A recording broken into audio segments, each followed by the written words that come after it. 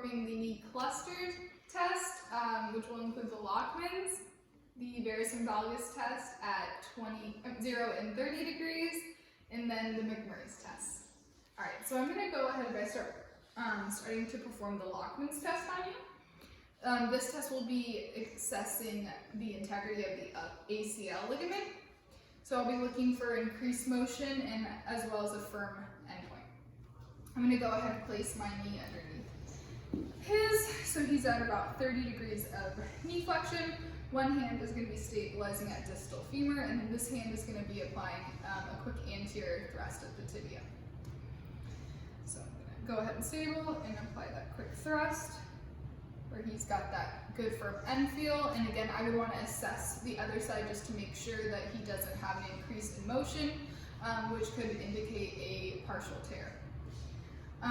So next, I'm going to assess the MCL integrity as well as the LCL integrity. First, we're going to start with the MCL.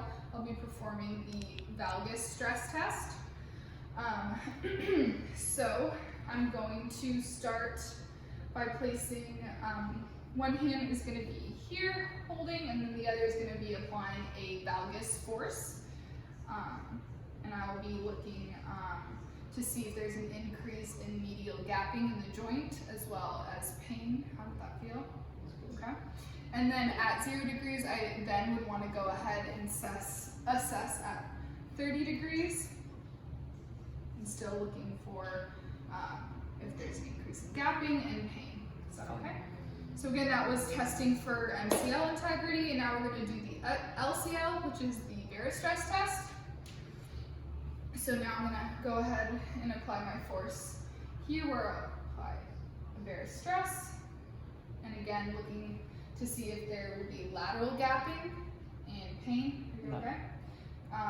If there was lateral gapping or pain, that could indicate a tear. And now I'm going to assess at 30 degrees. You okay? Yeah. And again, I would compare it to the other side. Lastly, I'm going to perform the McMurray's test. This test is checking for a meniscal tear. So I'm going to go ahead and bring him into full knee flexion, where I'll be bringing his tibia into internal rotation and external rotation.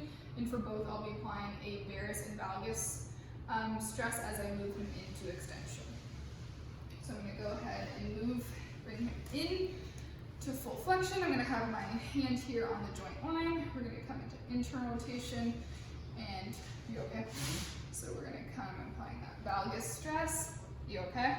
I'm checking for clicking, popping, and or pain. So now we're going to do Varus. Come into external rotation and do the same, where I'm doing Valgus stress and Varus. Okay? And again, throughout that, I will be looking for clicking, popping, or pain, which could indicate a meniscus tear.